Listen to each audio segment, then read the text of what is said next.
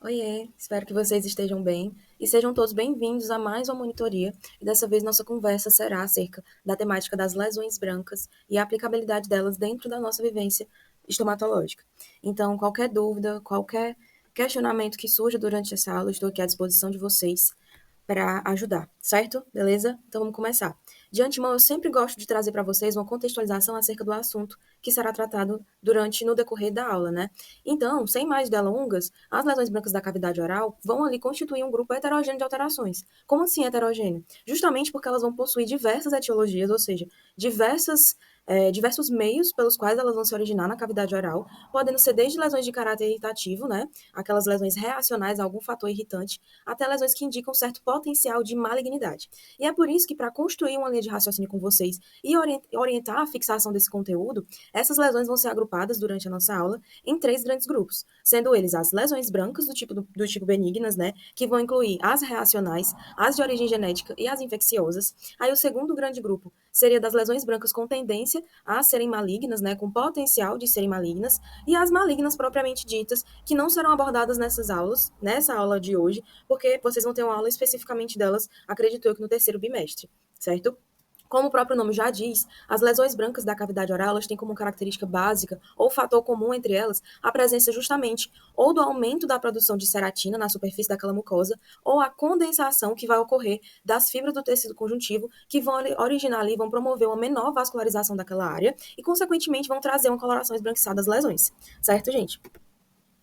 Começando pela lesão mais leve, mais tranquila, uma das mais conhecidas por vocês, que é o nosso mordiscamento crônico, que ele vem ali na forma ou da linha alba de oclusão ou através do morsicátio búcaro. Vale ressaltar que essas duas lesões, tanto a linha alba como o morsicátio, eles estão presentes na aula de vocês, na monitoria anterior de alterações da normalidade. Então, caso vocês queiram revisar, dá um pulinho lá e confere, não deixe de estudar para realmente fixar esse conteúdo. Então, voltando aqui para o mordiscamento crônico, né? Ele é bastante comum e nada mais é do que uma linha ou área branca que surge na mucosa jugal bilateralmente, na maioria das vezes, bem na região onde os nossos dentes eles vão ocluir, resultante ali do hábito parafuncional de ficar mordiscando ou sugando a mucosa da bochecha e causando aquele atrito ali crônico, ou seja, advindo de um fator irritativo recorrente que aquele tipo de tecido não foi feito para suportar. E ele acaba desenvolvendo ali como mecanismo de defesa o aumento da produção do tecido epitelial queratinizado, como eu já havia falado para vocês.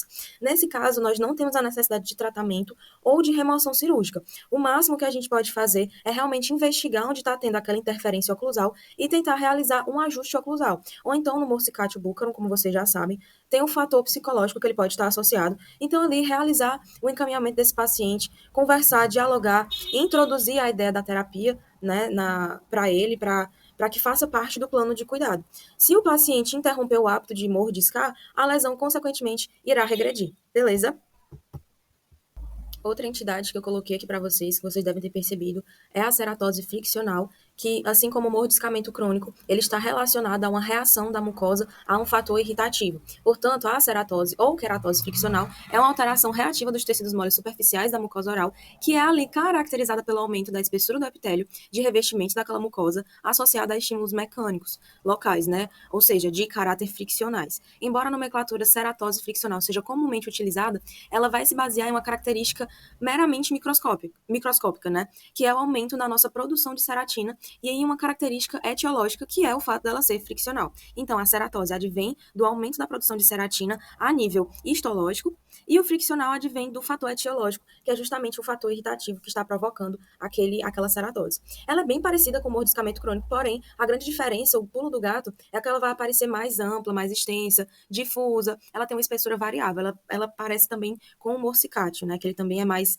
esgarçado na mucosa. A localização da ceratose ela é variável e depende diretamente da causa, do fator etiológico, podendo incluir, então, a gengiva, a mucosa jugal do paciente, a borda lateral de língua e a mucosa alveolar, especialmente na superfície do rebordo alveolar em pacientes que são edêntulos, né, pacientes desdentados. Prosseguindo, nós temos aqui a estomatite nicotínica, né? O sufixo "it", tenham sempre em mente, nos remete a um processo inflamatório que, nesse caso, está ocorrendo nos tecidos estomatológicos. E, seguida do termo nicotínica, já nos antecipa o fator etiológico associado a essa entidade, ou seja, uma inflamação que está sendo causada pelo uso da nicotina.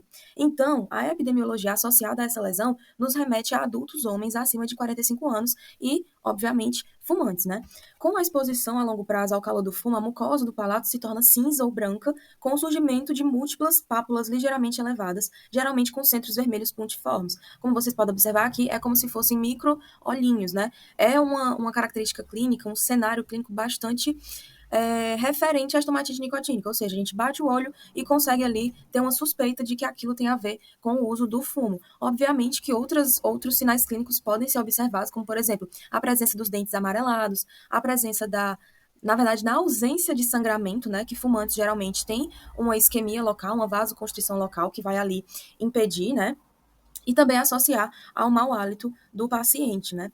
As pápulas que eu falei para vocês, elas representam a inflamação das glândulas salivares menores que estão ali presentes e a inflamação também dos seus orifícios ductais, certo? A estomatite nicotínica, ela é caracterizada, pessoal, pela hiperkeratose e acantose do epitélio do palato, marcado ali pelo leve infiltrado inflamatório crônico, de forma irregular, ali presente nos ductos das glândulas salivares acessórias. Esses ductos também eles estão passando por um processo de metaplasia, ou seja, as células características das glândulas salivares elas estão sendo substituídas por outro tipo celular. E isso caracteriza o processo metaplásico. A estomatite nicotínica ela é completamente reversível, mesmo quando ela está presente há muitas décadas. Ou seja, se o paciente ele cessar o hábito ou ele modular aquele hábito, ou seja, ao invés de ele fumar todos os dias da semana e fumar somente em 3, mesmo assim a gente vai ter uma resposta bacana da lesão. O palato normalmente ele retorna ao estado normal dentro de 1 a 2 semanas, né? Desde a cessação do hábito, do tabagismo. E se não houver a regressão da lesão depois de 1 mês que a pessoa parou de fumar, o quadro ele deverá ser tratado como uma leucoplasia, certo? A outra lesão que vocês vão ver, que ela é bastante comum nas lesões brancas, é o nosso nevo branco esponjoso. É uma condição que ela pode ser facilmente confundida com ceratose friccional, com o líquen plano. Na verdade, todas as lesões brancas, elas podem ser diagnósticos diferenciais umas das outras, porque elas acabam tendo muitas semelhanças entre si. Porém, contudo, entretanto, todavia, a resposta, o pulo do gato do nevo branco esponjoso, está justamente na base genética do meu paciente, que chegou até mim, chegou até vocês, com placas esbranquiçadas simétricas, difusas, assintomáticas, ou seja, ele não sente nada, que se apresentam bilateralmente e não saem a raspagem. E por que foi dito, por que eu falei para vocês que a resposta está na genética do paciente, na genética daquele indivíduo? Porque além de ser uma condição muito rara, o paciente possivelmente irá relatar que tem a lesão desde a infância, ou então que essa lesão se desenvolveu ao longo da adolescência dele e que perdurou ali por esse período. Ou então ele vai relatar que algum parente também possui. Então, o tio, a tia, o avô, a avó, a mãe, ou seja, estamos diante de uma condição genética do tipo autossômica dominante. Beleza, pessoal? Quando a gente olha para a foto microscópica, né, o retrato do histológico do nevo branco esponjoso, a gente pode observar uma hiperkeratose. Como vocês podem ver, ao longo dessas últimas lesões, a hiperkeratose ela esteve bastante presente e ela vai continuar estando presente nas próximas lesões brancas, ou seja, uma característica histopatológica bastante comum. A hiperkeratose, como eu falei, que é o aumento da produção de queratina, esse tecido rosa mais escuro, mais pink, que está em cima do nosso lúmen, da lâmina, é a produção de ceratina exacerbada. A acantose vai ser justamente o aumento, o espessamento da nossa camada espinhosa. E aqui, na lâmina própria, né, mais na região basal, a gente vai ter um fenômeno de vacuolização das células dessa camada espinhosa. Ou seja, o que está mostrando aqui no canto inferior direito, pela setinha, é justamente uma célula que ela está como se fosse com um grande vácuo dentro dela. Ela está com esse aspecto mais edemaciado, com esse vazio, que é justamente esse fenômeno da vacuolização. A candidíase pseudomembranosa, por sua vez, ela pode exibir uma série de padrões clínicos, né? E como vocês bem sabem, a candidíase, ela advém da exacerbação da presença da infecção fúngica por Candida albicans, né? Todas as pessoas podem apresentar essa infecção, estão suscetíveis, né? Então, a gente vai ter ali uma alteração, um desequilíbrio da microbiota, da mucosa oral, em que a Candida albicans, né, o fungo, ele vai conseguir se manifestar, certo? Então, como eu falei para vocês, eles apresentam diversos padrões clínicos, porém, como a gente está falando da monitoria de lesões brancas, né, como a gente está falando desse assunto, vamos debater sobre a manifestação pseudomembranosa da candidíase, que ela se apresenta como placas branco-creme, né, que são removíveis, ou seja, um exame clínico que vocês podem realizar para saber se aquilo ali é uma candidíase pseudomembranosa ou não, realizar o atrito, o desgaste daquela região com a gaze umedecida. Se aquelas placas esbranquiçadas elas forem removidas, isso é um sinal praticamente patognomônico da candidíase, né, gente? E, por vezes, Por debaixo da manifestação pseudomembranosa, a gente pode estar diante também da manifestação eritematosa, como vocês podem ver aqui nessas imagens. A imagem do lado esquerdo é o momento antes da fricção com a gase, e a imagem do lado direito é justamente após a fricção da gase e após a remoção das placas pseudomembranosas, certo? Dessas placas esbranquiçadas. E aqui embaixo vocês podem ver a manifestação do padrão clínico eritematoso da candidíase, que é justamente essa área mais avermelhada, pontiforme, certo? Normalmente o diagnóstico ele pode ser clínico, mas também a gente pode solicitar exames hematológicos e sorológicos para fechar ali aquele diagnóstico, para confirmar que realmente aquela pessoa está passando por uma infecção fúngica, certo? É uma lesão que ela é de caráter oportunista, né? Ou seja, a manifestação clínica dela geralmente vai depender do estado imune do paciente, como é que está o equilíbrio do sistema de defesa daquele paciente. Também ela pode ser muito comum em usuários de prótese mal adaptadas, justamente porque o ambiente daquela prótese, que não está bem adequado na boca do paciente, que não está estável, que ela não está retentiva, acaba se tornando um ambiente propício à proliferação dos fungos, certo, gente? Ainda falando, né, das lesões brancas do tipo benignas, a gente adentra agora na leucoplasia pilosa. Quando a gente fala de leucoplasia pilosa, lembrar sempre de infecção pelo vírus Epstein-Barr em pacientes que estão enfrentando condições de imunossupressão, seja por conta de alguma patologia sistêmica, né, como por exemplo pela infecção com o vírus da imunodeficiência humana, o HIV, principalmente se a pessoa estiver no estágio já da AIDS, né, em que nós vamos ter ali uma debilidade muito grande do sistema imunológico, principalmente pela queda dos nossos linfócitos TCD4. Ou então devido, por exemplo, essa condição de imunossupressão a um transplante que o paciente passou, né, que ele acabou de ser realizado. Geralmente o paciente transplantado ele faz uso de imunossupressores, né, de corticoides, para justamente o organismo dele não apresentar, não fornecer uma resistência ao órgão que foi transplantado. E também diante de condições autoimunes que vão ali necessitar de tratamentos com imunossupressores, como por exemplo o lúpus, né? A língua pilosa, né? A língua pilosa não, gente, perdão. Olha aí, até eu me confundi. Cuidado para não confundir a língua pilosa com leucoplasia pilosa. Língua pilosa está na nossa monitoria de alterações da normalidade e a leucoplasia pilosa a gente está falando dela agora. Então, como eu estava falando, ela apresenta, né, como manifestação clínica, várias estrias esbranquiçadas verticais de forma isoladas em borda lateral de língua, né? Que é a localização mais comum e de modo bilateral. Sempre prestar atenção se essa lesão ela está dos dois lados daquela localização. E de modo simétrico também, tornando a superfície com aquele aspecto áspero. O tratamento da leucoplasia pilosa, né, na maioria das vezes não é necessário, embora às vezes apresente um leve desconforto, o paciente relate, ou por questões estéticas, né, então a gente pode ali intervir, mas justamente por conta dessa questão que está incomodando o paciente. Medicamentos sistêmicos contra o herpes vírus, né, contra a infecção viral, eles podem ser utilizados e vão ali produzir uma rápida resolução. Porém, as recidivas, elas são esperadas, né, uma vez que esse tratamento ele é descontinuado, né, ele é interrompido. A remoção cirúrgica da leucoplasia pilosa, ela tem sido adotada em algumas situações já. Não se esqueçam, pessoal, que o vírus Epstein-Barr ele faz parte ali da infecção pelo vírus da herpes, né? Eles são da mesma família, digamos assim, só para vocês não acabarem se confundindo e não embananando tudo na cabecinha, tá? Então, vírus Epstein-Barr, infecção herpética, certo? E, finalmente, adentrando nas mais temidas, né?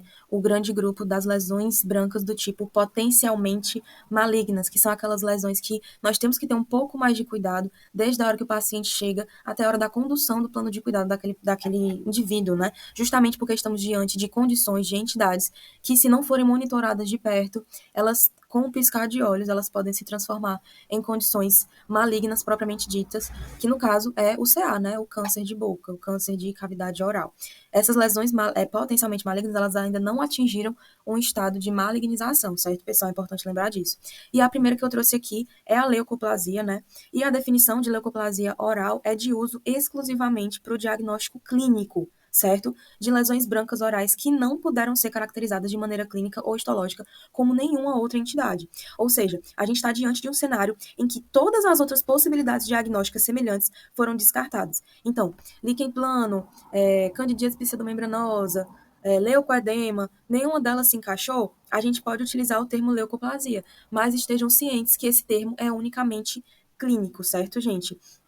Porque a gente não pode diagnosticar um paciente dizendo, não, o senhor tem uma leucoplasia.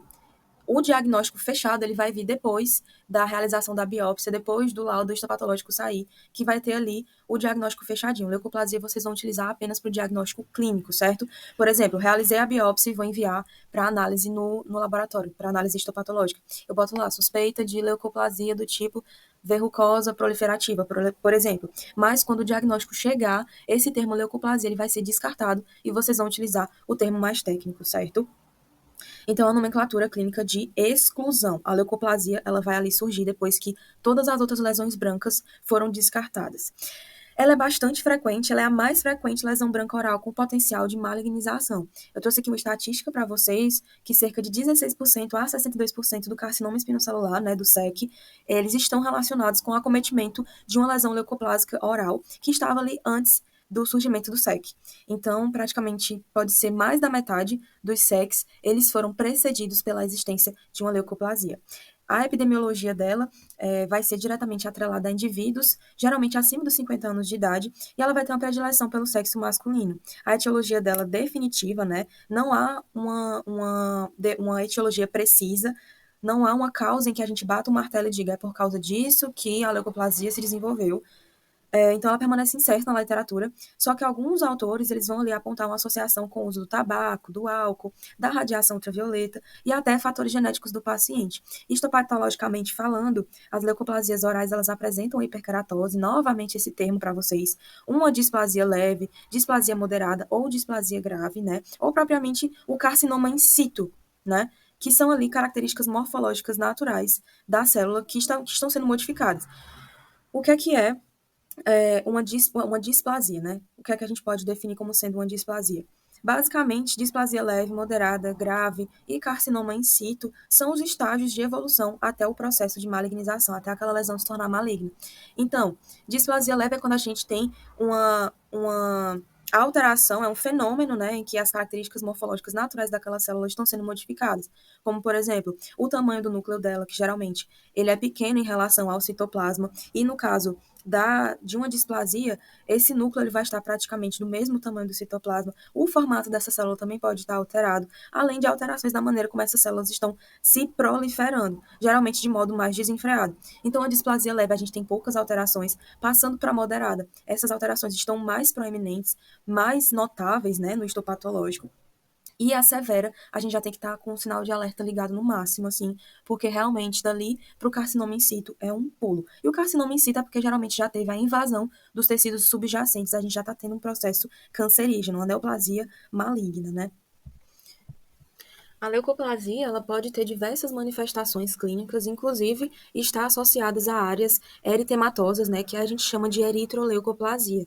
Vale ressaltar que a eritroleucoplasia, ela tem um potencial maior de malignização do que a leucoplasia, justamente porque essa parte eritematosa, ela tem ali uma tendência, um risco maior a se tornar maligna, certo, gente? E dentre as manifestações clínicas, né, da leucoplasia, a gente pode ter uma leucoplasia leve ou delgada, que aqui não tem a foto para vocês, mas ela está muito parecida com essa homogênea que eu botei aqui no canto superior esquerdo. Então, a leucoplasia leve, ela se apresenta como uma placa branca ou acinzentada, plana, ligeiramente elevada, né, levemente elevada, e raramente elas vão exibir displasia no histopatológico. Quando a gente entra no estágio da leucoplasia homogênea, né, que é essa primeira foto que eu botei para vocês, a gente vai ter a presença de placas brancas mais espessas, que elas vão ser mais bem delimitadas, e vai ter ali a presença das fissuras mais aprofundadas, certo? Aqui embaixo a gente tem o tipo granular, né, que a gente vai ter uma leucoplasia que ela tem uma superfície mais alterada em relação a volume. Então a gente vai ter alterações irregulares com volume na superfície daquela lesão. Vocês podem perceber que a homogênea e a granular, nesse caso, elas podem ser bastante diferentes entre si, né? Um é mais pronunciada, a outra não. Então, a leucoplasia é uma caixinha de surpresas.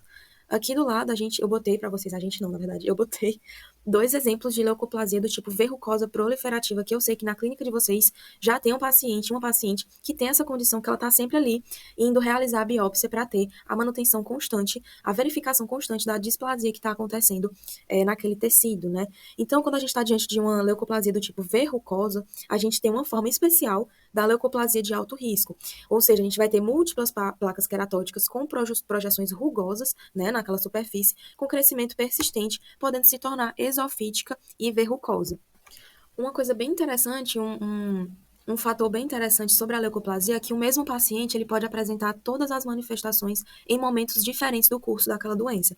Então, esse paciente aqui da verrucosa, ele facilmente pode desenvolver esse outro padrão logo abaixo, que está mais pronunciado, com essa superfície verrucosa mais exagerada, digamos assim. Ou então, esse mesmo paciente semanas ou meses atrás, ele podia estar numa situação de uma leucoplasia homogênea, ou então uma leucoplasia leve. É uma lesão bastante dinâmica, que ela pode se tornar tanto exofítica, como ela pode regredir e permanecer plana. Bia, como é que funciona o tratamento de uma leucoplasia? Gente, a primeira coisa a se realizar é realmente lançar mão de uma biópsia incisional bem feita, pegando ali tanto o tecido adjacente normal, como o tecido alterado, né, pela condição leucoplásica, e realizar ali como é que eu posso dizer, o acompanhamento constante da displasia que está acontecendo ali naquela leucoplasia. Porque, como vocês bem sabem, como eu falei, uma leucoplasia leve, ela raramente vai exibir uma displasia nos tecidos, né, uma displasia a nível histopatológico. Mas, por exemplo, a verrucosa proliferativa, muito provavelmente ela vai ter um quadro ali de displasia moderada, uma displasia leve, displasia severa. Então, quanto maior for o grau de displasia, maior é o estado de alerta em que o profissional tem que estar, em que vocês vão ter que estar. Então, essa paciente que tem de vocês, por exemplo, que está em situação de leucoplasia verrucosa proliferativa, ela tem que estar constantemente realizando novas biópsias para estar ali monitorando e controlando o avanço dessa doença, certo, gente? Dependendo do tamanho da extensão da lesão, a gente pode realizar a excisão cirúrgica completa dessa entidade, beleza? Quelite actínica. Gente, falou em quelite, falou em lábio inferior. Portanto, nós estamos diante de uma entidade. É engraçado falar entidade, porque eu só lembro, por exemplo, de filme de terror e assombração. Mas no Neville, eles sempre usam o termo entidade, né? Então, vamos seguindo aqui. Então, como eu estava falando, estamos diante de uma entidade na qual a gente tem o apagamento entre o limite do vermelhão do lábio e a pele do paciente. Ou seja, aqui nessa foto, você não sabe exatamente onde o lábio do paciente começa e onde ele termina. A gente tem ali uma falta de limite entre a boca do paciente e o resto da pele da face, né? Que é uma característica muito comum e muito pronunciada dessa lesão. Bia, eu posso dizer que o apagamento do vermelhão do lábio, que é esse limite aqui entre o lábio, essa pele, entre o lábio e a pele da face, é um sinal patognomônico? Gente, eu não posso afirmar com 100% de certeza, mas se um paciente chegou para vocês com esse apagamento, muito provavelmente vocês estão diante de uma quelite actínica, né? Como ela está muito associada a uma exposição exagerada e recorrente à radiação ultravioleta, ou seja, tomar muito sol, estar muito exposto ao sol, aos raios solares, pode-se afirmar que é uma condição muito comum entre trabalhadores ao ar livre, né? Como agricultores, pescadores, vendedores ambulantes, pessoas que trabalham em praia. Inclusive, ela é popularmente conhecida como lábio de marinheiro ou de agricultor. Há cenários, pessoal, em que esse apagamento vem acompanhado de regiões acastanhadas ou de ulcerações, como é no caso dessa foto aqui, o que liga o sinal de alerta para a gente mais ainda, porque temos aí o potencial maior de malignização. O legal da quelite actínica é que se cair na prova prática de vocês no cineminha, por exemplo, muito provavelmente ela vai falar dessa condição histopatológica que é a chamada região de elastose solar. Ou seja, é uma região amorfa celular que representa as fibras colágenas alteradas e outras fibras elásticas que foram induzidas pela radiação. Então, a elastose solar é típico da quelite actínica, certo, gente? Então, novamente, além da elastose solar, além dessa faixa de fibras colágenas alteradas e amorfas, a gente vai ter a hiperkeratose e um epitélio que ele pode estar atrófico, né?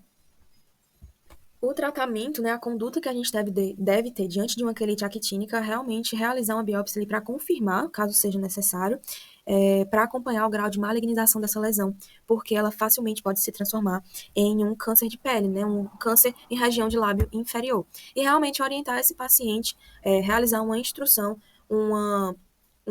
semear a conscientização daquele paciente acerca do uso de filtro solar e encaminhar ele para acompanhamento com o médico, né, com o dermatologista, possivelmente, certo, gente? Ah, tá aqui. Achei que não tivesse passado, enfim. Outra lesão que é muito famosa no universo da estomatologia e que a gente vai encerrar com ela, e ela apresenta também uma etiologia incerta, é o líquen plano. Apesar dela ser comum em pacientes adultos imunocomprometidos, né, e ter relação ali com a ativação das células T do sistema imune. Então, como eu falei para vocês, a etiologia dela é incerta, não há uma condição em que se bata o martelo e diga foi por conta disso que essa lesão surgiu, mas ela é muito comum em pacientes imunocomprometidos. Então, a gente também pode dizer que o líquen plano, ele é uma lesão imunologicamente mediada, certo? Essa entidade ela é uma doença dermatológica crônica, relativamente comum, que vai ali afetar de modo recorrente a mucosa bucal.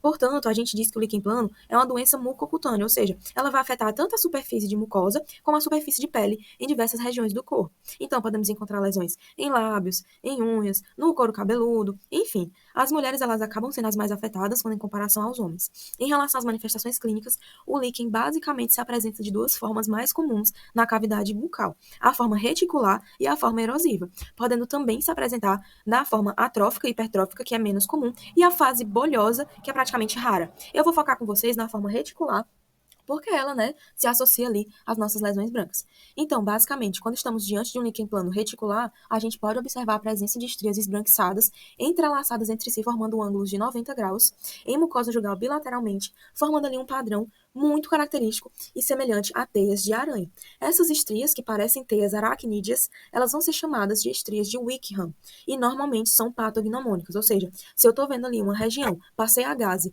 não saiu, e essas estrias elas estão coalescendo entre si, formando esse aspecto de rendilhado, a gente está diante das estrias de Wickham, então, consequentemente, estamos diante do líquen plano. Se o termo for mencionado no enunciado das questões de vocês, provavelmente é do líquen plano reticular que estão falando. A gente pode solicitar exames para verificar a presença de condições autoimunes relacionadas à condição, como, por exemplo, solicitar o fator antinuclear ou o exame FAM, né, a mesma coisa, e realizar a biópsia incisional para avaliar o nível de displasia epitelial. Gente, em relação ao líquen plano, ele pode ser confundido com as reações liquenoides, né? Que eles são muito semelhantes entre si.